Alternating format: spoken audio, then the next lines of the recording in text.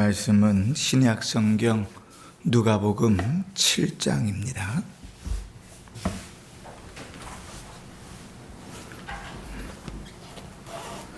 누가복음 7장 1절로 10절까지.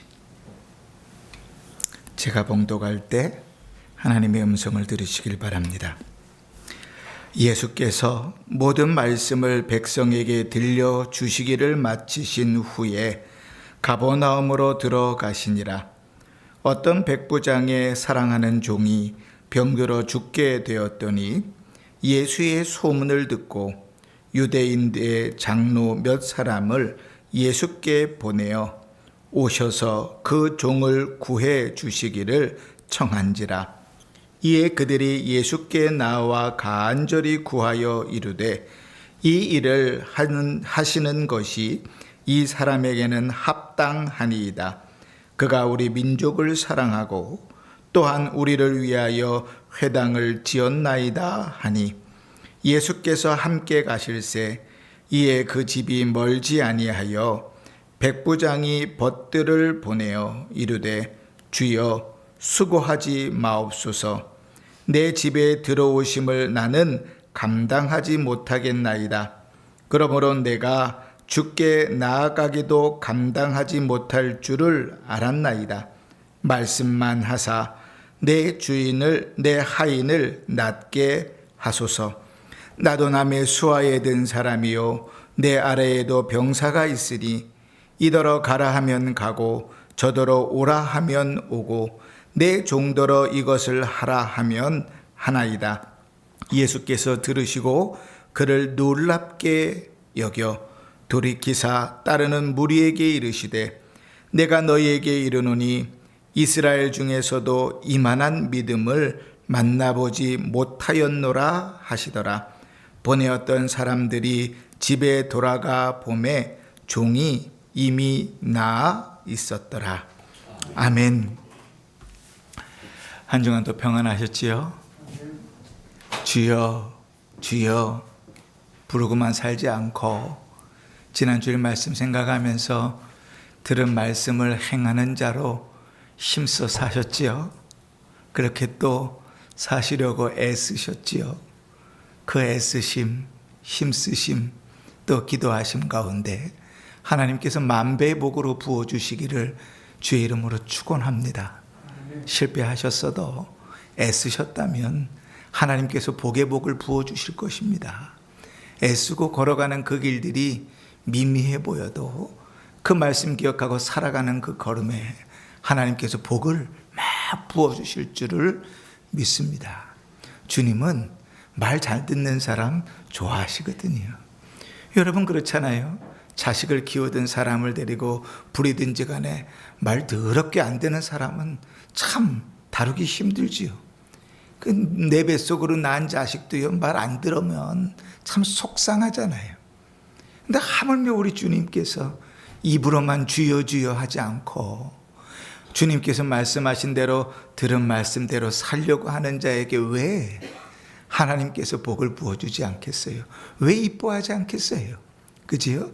말씀을 잘 들으려고 하고 또 들은 말씀을 기억하려고 하고 기억한 대로 살려고 하는데 왜 주님께서 그 인생을 비비꼬고 괴롭고 힘들게 만드시겠어요?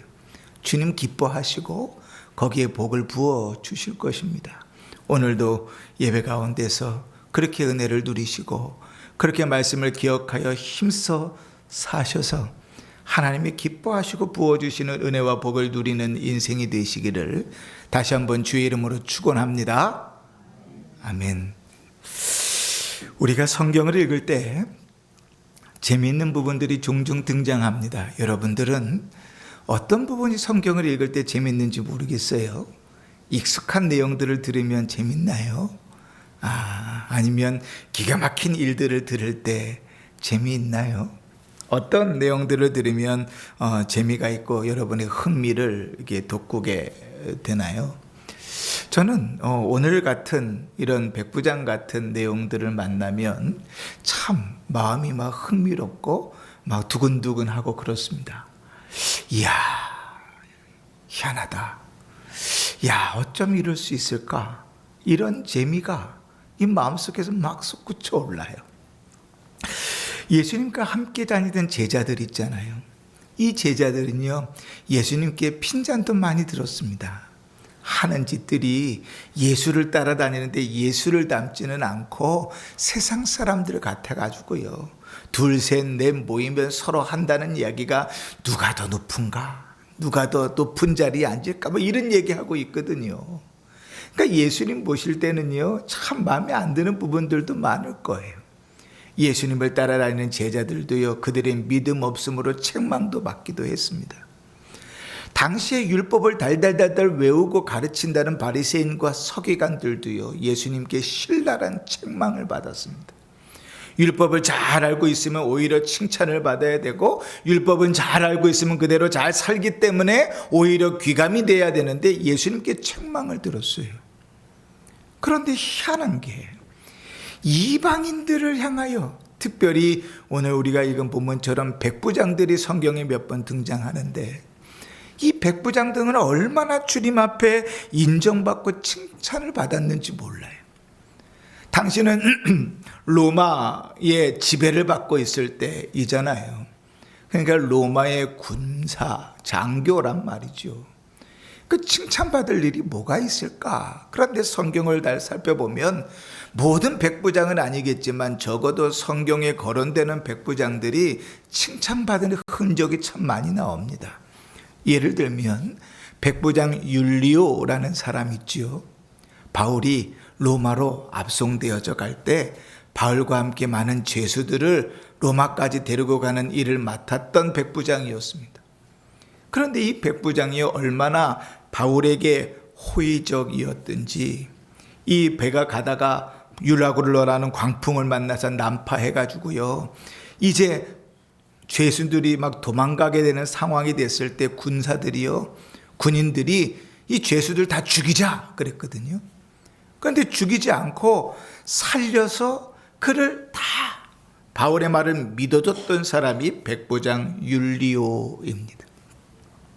또 우리가 잘 아는 백부장 고넬료가 있어요. 성경에 보면 이 고넬료를 뭐라고 표현하냐면 하나님을 경외하는 자, 경건한 자, 이렇게 표현합니다. 그죠? 백부장인데 하나님을 경외한대요. 때가 되면 기도하고 구제하고 섬기는 일들을 얼마나 잘했든지 하나님께서 베드로를 부르셔가지고 베드로를 그 집에 보내서 그와 그 집이 복음을 듣고 예수를 믿게 만드시잖아요. 또 이름도 밝히지 않는 어떤 한 백부장은 예수님께서 갈보리 언덕 십자가에서 죽으실 때 그 죽음을 보면서 이렇게 고백했어요. 이는 진실로 하나님의 아들이다. 그러면서 이제 아리마대 사람 요셉이 빌라도에게 찾아가서 예수님의 시체를 달라고 할 때 예수님의 돌아가심을 확인했던 게 이 백부장입니다.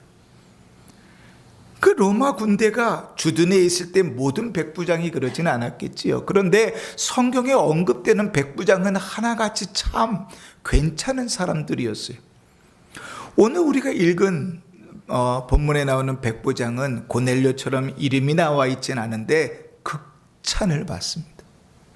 어떻게 극찬을 받냐면 오늘 9절 말씀해 보니까 이스라엘 중에서 하나님의 백성들, 하나님의 택한 백성들 중에서 이런 믿음을 본 적이 없다, 이렇게 칭찬을 받아요. 누군데요? 이방인인데요. 이방인 장교인데 이러한 칭찬을 받습니다. 그러면 왜 이러한 칭찬을 받을까? 오늘 본문을 통해서 말씀들을 좀 살펴보면서 우리 안에 주어진 믿음의 열매들이 어떻게 맺혀지길 원하시는지, 하나님이 어떠한 열매들을 참 기뻐하시고 칭찬하시는지 우리가 발견하고 우리의 삶들을 돌아보면서 은혜를 받으면 좋겠습니다. 많은 사람들이 이 백부장이 하나님을 경외하는 사람이다 하는 데서는 이견을 갖지 않습니다. 물론 그가 예수를 그리스도로 믿어 구원받았다 이러는 흔적은 없어요. 차라리 고넬료처럼 하나님을 경외하는 자라 딱 성경에 명시되어져 있으면 좋겠지만 그런 내용도 없어요. 그런데 많은 사람들이 왜 이 백부장이 적어도 하나님에 대한 믿음, 신앙을 갖고 있는 사람이라고 생각을 하냐면 그가 보이는 삶의 열매들 때문에 그렇습니다. 칼빈은 이렇게 세 가지를 들어서 그 근거를 드는데요. 첫 번째는 이렇게 얘기합니다. 유대인의 회당을 지어주는 일은 당시 로마의 장교로서는 자기에게는 좋지 않은 평판이 올 일이라는 거예요. 그런데 그것을 무릅쓰고 그 일을 했다는 것은 그가 하나님을 향한 신앙이 없이는 그럴 수 없다고 생각하는 거죠. 더 나아가서 우리가 3절 말씀을 보니까요. 이렇게 5절 말씀을 보면 이렇게 표현하죠. 그가 우리 민족을 사랑했다. 그러니까 우리 민족이 누구예요? 유대인들이잖아요. 그러니까 유대인들을 사랑했다는 거예요. 그러니 하나님에 대한 경력이 없이 그 민족을 사랑할 리가 없다. 더더군다나 그가 지금 예수님 앞에 사람을 보내는데 무슨 문제로 보냈어요? 자기의 사랑하는 종의 병을 고치기 위해서 보냈어요. 이게 신자가 아니고서는 한 사람을 그렇게 존귀하게 여길 수 없다고 생각하는 거죠. 그러니 칼빈은 이 세 가지를 들어서 그가 하나님을 경외하는 사람이라고 생각해요.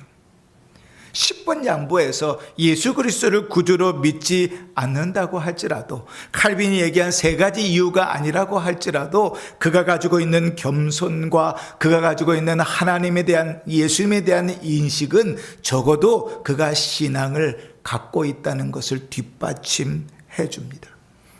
오늘 우리는 말씀 속에서 이 백부장이 갖고 있는 신앙의 두 가지 열매를 살펴볼 텐데, 우리에게도 이러한 열매들이 맺히기를 바라고, 이러한 열매들을 통하여 하나님을 기쁘시게 하고 주께서 우리에게 부어주시는 은혜를 누리는 복된 삶을 살 수 있기를 주의 이름으로 축원합니다. 아멘. 첫 번째 열매는 뭔가 하면 이 백부장이 기도를 드렸다는 거예요. 우리 2절 말씀 보십시다. 어떤 백부장의 사랑하는 종이 병들어 죽게 되었더니 3절로 넘어가니까 장로 몇 사람을 예수께 보내어 오셔서 그 종을 구해 주시기를 청한지라, 이렇게 되어져 있습니다. 똑같은 본문을 다루고 있는 마태복음 8장에는 이 이야기를 이렇게 정리했어요. 예수께서 가버나움에 들어가시니 한 백부장이 나와 간구하였다. 그러니까 백부장이 마태복음의 기록에 따르면 자기가 직접 예수님께 나와 구한 것으로 되어져 있지만, 사실은 이 백부장이 주도해서 장로들도 보내고 친구들도 보내는 거예요. 뭘 하려고요? 예수님께 도움을 청하는 것이죠. 우리는 이것을 기도라고 볼 수 있습니다. 그런데 기도는 신자들 다 하잖아요. 우리도 다 기도를 드리잖아요. 이게 무슨 믿음의 대단한 열매인 것처럼 보여지는가? 그가 드린 기도가 좀 독특하기 때문에 그래요. 자, 이 백부장이 무엇을 위해서 지금 기도를 드리고 있죠? 오늘 2절 말씀에 보니까 백부장의 사랑하는 종이 병들어 죽게 되었기 때문에 기도를 드리고 있습니다. 자기 자신을 위하여, 내가 지금 아파서 내 병을 낫고자 기도하는 것이 아닙니다. 내 가족에 문제가 생겨서 가족의 문제를 위하여 기도하는 게 아닙니다. 자기가 군인인데 직장으로서 자기가 군인으로 승진하기 위해서 기도하는 것도 아닙니다. 그가 누구를 위해서 지금 기도하고 있어요? 종을 위해서 기도하고 있어요. 그런데요, 로마의 법률을 보면 종은 살아있는 도구입니다.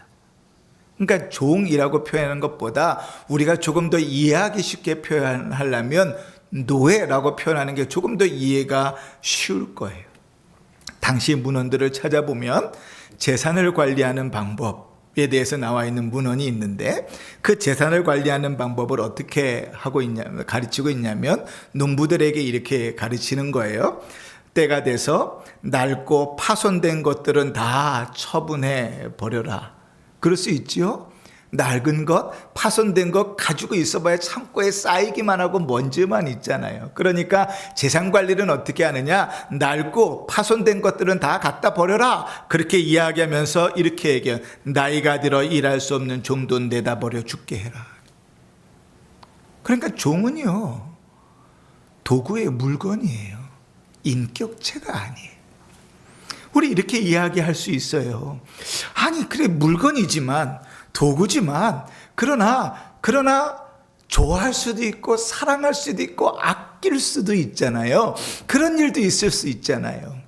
저희 딸아이가 옛날에 어렸을 때 자랄 때요, 애착 인형이 있었어요. 여러분 스누피 아세요? 스누피에 나오는 어떤 아이가 들고 있는 그 담요처럼, 이불처럼 애착 이불이 있었어요. 그것만 있으면 자요. 근데 그게 없어지면 난리가 나요. 그거 한번 헤어져서 버렸다가 한번 집안이 뒤집힌 적도 있어요. 물건을 소중하게 여기는 물건도 있습니다. 그러니 이 종도 그렇게 소중하게 여겼으리라 생각할 수 있지요. 그러나 여러분, 그렇게 소중하게 여긴 것을 위하여 기도한다는 것 치고는 백부장으로서 희생해야 될 게 너무 많습니다. 자기의 권위도, 자기의 인맥도 동원해야 되고, 자존심도 버려야 되고, 권위도 내려놓아야 됩니다. 또 한 가지, 이 백부장의 기도에서 우리가 눈여겨보는 것은요, 이런 대목입니다. 2절에 보니까 끝에 종이 병들어 죽게 되었다, 이렇게 기록하고 있습니다. 이 백부장이 예수님께 장로들을 보냈던 시점이죠. 종이 병들어 죽게 되었다. 세번역 성경을 보니까 이것을 조금 더 이해하기 쉽게 이렇게 번역해 놨어요. 종이 병들어 거의 죽게 되었다. 이 말은 뭐예요? 가망이 없다는 거예요. 여러분, 백부장이 정말 아끼던 사랑하는 종이잖아요. 그러니까 예수님 오실 때만 오매불만 기다렸겠습니까? 자기가 돈을 쓰고 인맥을 쓰고 사람을 써서 좋은 약재도 먹이고 의사도 부르고 할 수 있는 건 다 했을 거예요. 그런데 고치지 못했어요. 이제는 가능성이 없어요. 거의 죽게 됐어요. 그런데 그때 가버나움에 예수님이 들어왔다는 소식이 들려옵니다. 이 백부장은 예수님을 찾아가는 거예요. 거의 가능성이 없는데, 거의 죽게 되었는데 주님을 찾아갑니다. 여러분, 우리가 하나님 앞에 기도를 드릴 때 우리의 기도를 방해하는 방해물들이 뭐가 있을까요? 여러 가지 우리의 기도를 방해하는 방해물들이 많을 거예요. 그런데 우리의 기도를 방해하는 방해물 중에 아주 중요한 방해물 하나가 뭔가 하면 우리의 판단입니다. 우리는 기도하기 전에 미리 다 판단해 버려요. 이게 기도해도 될 만한 일인지, 기도하면 안 될 일인지, 이게 기도할 성격의 일인지, 이게 기도하지 않아야 될 성격의 일인지 판단하고 기도합니다. 지금 이 백부장의 입장에서 우리가 기도한다고 하면 우리는 어떻게 되냐면 거의 죽게 되었어요. 이제 살 가능성이 별로 없어요. 의사가 이제 못 산다고 선언을 해버렸어요. 아무리 좋은 약재를 먹여도 낫지 않아요. 이제 가능성이 없어요. 그러면 뭐 해야 돼요? 기도할 이유도 없어요. 우리는 그렇게 신앙생활을 많이 해요. 내가 생각하기에, 내가 판단하기에 이거는 기도해도 안 될 일이기 때문에 기도해서 하나님께 들어주시면 좋겠지만 그래도 들어주시지 않을 수도 있고 이건 거의 불가능한 일이기 때문에 내 상식에, 내 경험에 내가 보기에는 안 될 것이기 때문에 기도하지 않아요. 그런데 우리 주님은 우리에게 기도를 가르치실 때 그렇게 약속해 보신 적이 없어요. 잘 보고 그게 될 만한 일인지 아닌지 살펴봐서 기도해라. 야, 그게 그렇게 풀어가서 될 만한 일이냐? 그건 기도해도 안 될 일이야. 주님은 우리에게 그렇게 가르쳐 보신 적이 없어요. 주님의 약속은 언제나 명확하잖아요. 구하라 그리하면 주님 다 알잖아요. 찾으라 그러면 찾을 것이라, 문을 두드리라 그리하면 너희에게 열릴 것이다. 다 알고 있어요. 근데 말씀은 아는 건 아는 거예요. 그 말씀을 믿지 못해요. 우리의 생각과 우리의 판단과 우리의 경험과 우리가 갖고 있는 상식이 우리가 믿는 믿음보다 앞서 있어서 기도할 수 없어요. 거의 다 죽게 됐고 이제 세상의 의사들도 세상의 어떤 것들도 살 가능성이 없다고 얘기하면 기도할 필요가 없어요. 그런데 이 백부장은 그 가능성이 없는 상황을 가지고 주님 앞에 찾아 나갑니다. 간절하면 다 주님께 기도할 것 같아요? 아니요, 그렇지 않아요. 간절함이 우리에게 믿음을 주지 않습니다. 간절하다고 주님 앞에 기도하게 되는 게 아니에요. 믿음이 없이는 기도할 수 없어요. 간절함으로 주님께 기도라는 형식을 취할 수는 있겠죠. 그러나 우리 마음속은 둘로 갈라져 있을 거예요. 내가 주님 앞에 기도했지만 주님께서 들어주실 거야가 아니라 들어주시면 좋고 안 들어주시면 어쩔 수 없고. 주님은 그런 기도를 드리라고 가르쳐 본 적이 없어요. 믿음의 기도는 역사하는 힘이 있다 그러죠. 우리가 이번 주간에 암송하게 될 빌립보서 말씀은 이렇게 말합니다. 아무것도 염려하지 말고 오직 모든 일에 기도와 간구로 너희 구할 것을 감사함으로 하나님께 아뢰라. 염려하지 말아라, 걱정하지 말아라, 근심하지 말아라, 기도해라, 믿음으로 주 앞에 가지고 나아가라. 불가능해 보여도 안 될 것 같아도 가능성이 없어 보여도 내 경험상 안 되었어도 상식적으로 안 돼도 주님은 믿음으로 기도하러 나아가라. 오늘 이방인 이 로마 군인이 주님 앞에 드렸던 기도는 그런 기도였습니다. 하나님이 살아계신다는 것을 믿지 않으면 그렇게 기도할 수 없어요. 하나님께서 능력이 있다는 그 사실을 믿지 않으면 그렇게 기도할 수 없어요. 하나님은 나보다 뛰어나다는 사실을 인정하지 않으면 그렇게 기도할 수 없어요. 근데 우리가 지난주에 살펴봤던 것처럼 입으로는 주여 주여 하는데 하나님은 우리의 발 아래 깔고 있어요. 내가 다 판단하지요. 내가 원하는 대로, 내가 하고 싶은 대로 하나님을 조정하려 하지요. 주님께서 칭찬하신 이 백부장은 불가능해 보이는데, 가능성이 없어 보이는데, 세상의 의사들도 이제 가망이 없다고 이야기하는데 세상의 모든 방법을 썼는데도 불가능한 그 일을 놓고 주님 앞에 기도합니다.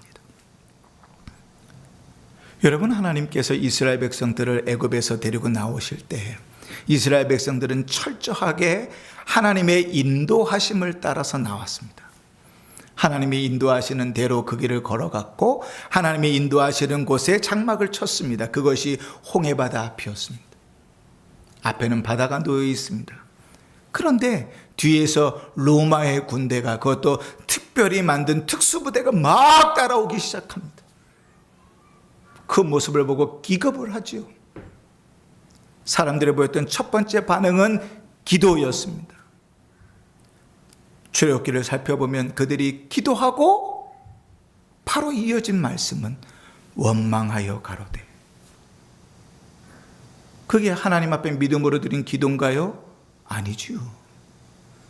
근데 오히려 모세는 어땠지요? 하나님께서 인도하셨어요. 하나님께 기도했더니 하나님께서 어떻게 하라 그럽니까? 없는 길을 내기 시작하십니다. 홍해를 가르시고 한 번도 건너가 본 적이 없던 바다 사이를 걸어서 건너가게 하시죠. 아수르가 북이스라엘을 무너뜨리고 무서운 기세로 남유다 예루살렘까지 쳐들어왔습니다.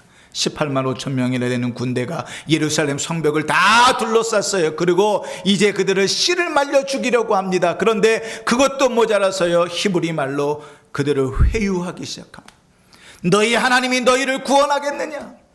너희 왕 히스기야가 너희를 구원하겠느냐? 히스기야가 하나님이 우리를 구원하겠다고 하는 말을 믿지 말아라. 이 땅에 어느 신들이 너희를 구원하였느냐? 봐라, 우리가 어떤 신이든 우리를 이겼다면 여기까지 오지 않았을 것이다.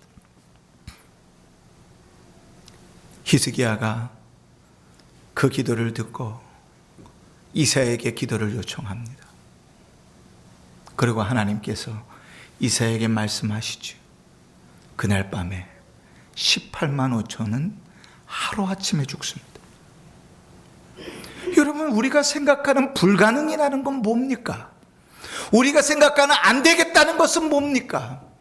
우리의 믿음이 부족한 것이 아닙니까? 하나님의 말씀을 믿지 못함이 아닙니까? 주님은 우리에게 기도하라고 말씀하시고 내가 기도함을 통하여 너에게 돕겠다고, 기도를 통하여 은혜를 베풀겠다고 말씀하시는데, 우리는 기도보다, 그 말씀보다, 그 믿음보다 우리의 생각과 우리의 상식과 우리의 경험이 앞서가 있어서 오히려 기도하지 못하는 건 아닙니까? 이 백부장은 거의 죽어가는 그 사랑하는 종의 모습을 놓고 주님 앞에 기도합니다. 사람들을 보냅니다. 할 수 있는 인맥을 최대한 동원해서 누구를 보내면 나에게 좋은 말을 해줄까, 누구를 보내면 나에게 잘해줄까, 주위에 있는 사람들을 다 솎아내서 그 집안에 예수 믿는 종들도 있을 것인데, 그 집안에 하나님을 아는 종들도 있을 것인데, 유대의 장로들을 뽑아서 예수님께 보냅니다. 이 뒤에 가면 친구들까지 그들에게 예수님께 보냅니다. 할 수 있는 최선의 방법을 가지고 최선을 다하여 주님 앞에 구합니다. 주님은 그 믿음을 보시는 거죠. 두 번째로 오늘 우리가 말씀 가운데서 이 백부장이 맺고 있는 믿음의 열매는 뭔가 하면요, 주님께서 칭찬하신 장면입니다. 자, 우리 7절 말씀을 같이 읽어볼까요?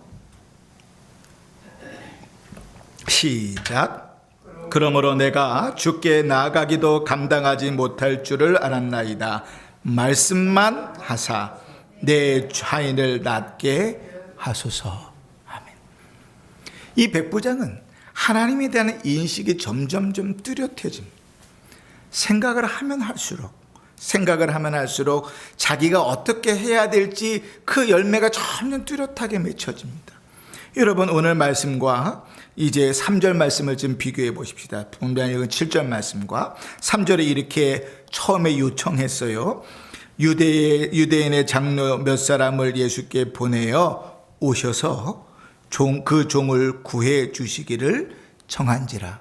처음에는 어떻게 해요? 장로들을 보내면서 우리 집에 좀 오셔서 이 종을 좀 구해 주십시오 라고 부탁합니다.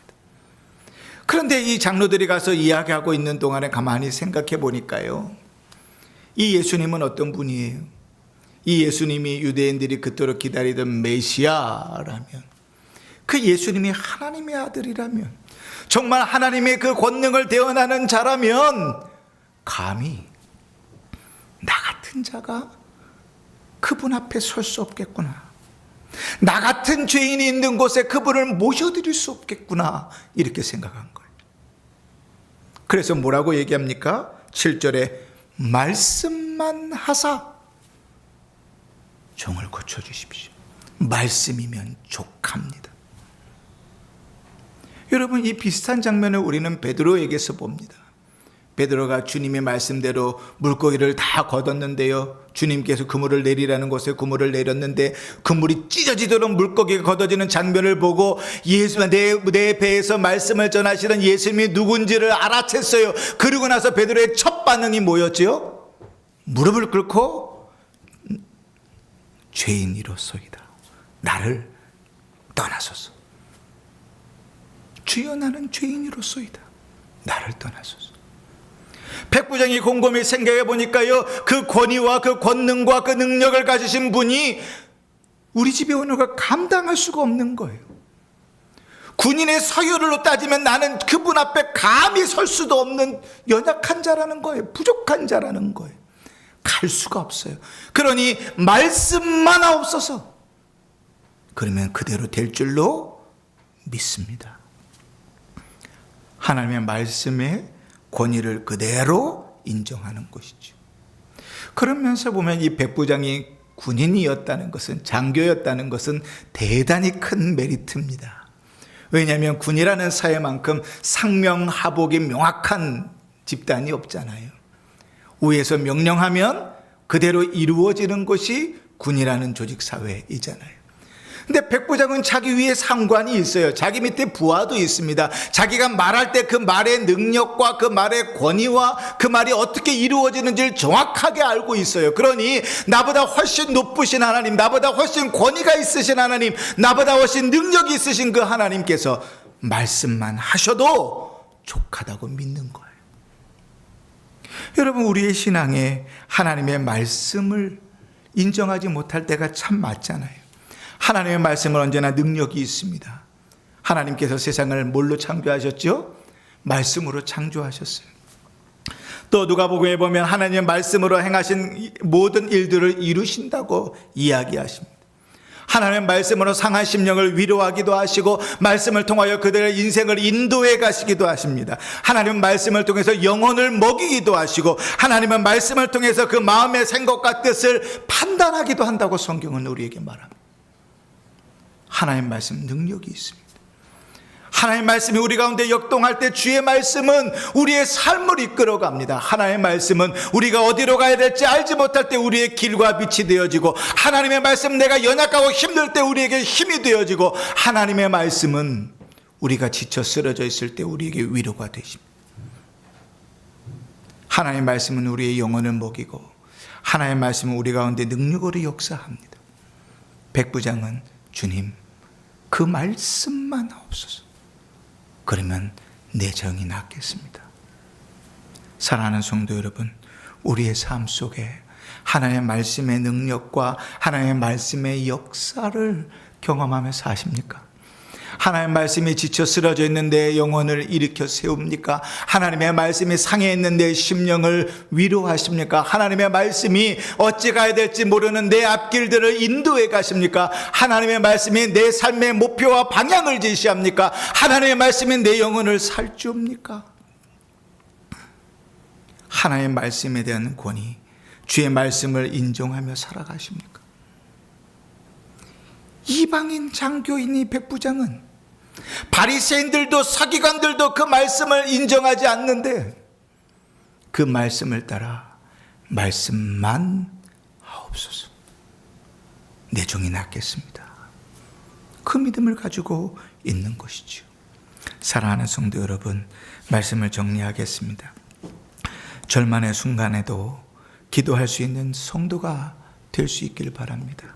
우리의 생각과 우리의 판단과 우리의 경험이 하나님을 믿는 그 믿음을 앞질러 기도가 멈춰서는 일이 없기를 바랍니다. 우리의 상식과 판단이 올무가 되지 않고 주어진 어떠한 삶 가운데서도 믿음으로 주 앞에 무릎을 꿇을 수 있는 복된 성도가 되기를 주의 이름으로 축원합니다. 아울러 하나님의 말씀의 능력을 믿는 믿음이 있기를 바랍니다. 하나님이 말씀하신 것은 그대로 이루어진다는 그 믿음, 주께서 말씀으로 약속하신 일들은 그대로 이루어진다는 그 믿음, 하나님의 말씀이 우리의 영혼을 살리시고 우리의 영혼을 먹이시며 우리를 위로하시고 힘주시고 인도해 가신다는 믿음, 주의 말씀이 우리의 살아갈 삶이 되어주고 주의 말씀이 우리를 소성케 한다는 그 믿음이 우리 안에 있기를 바랍니다.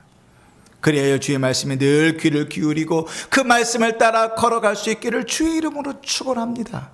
그래야 백부장이 보였던 말씀과 기도의 은혜가, 그런 열매가 우리의 삶에도 아름답게 맺혀져 주님께서 백부장의 신앙을 바라보며 이만한 믿음을 보지 못했다 칭찬하셨던 것처럼 우리의 믿음의 삶에도 주님의 아름다운 칭찬이 넘치는 복된 삶을 사시기를 주의 이름으로 축원합니다. 아멘. 찬송가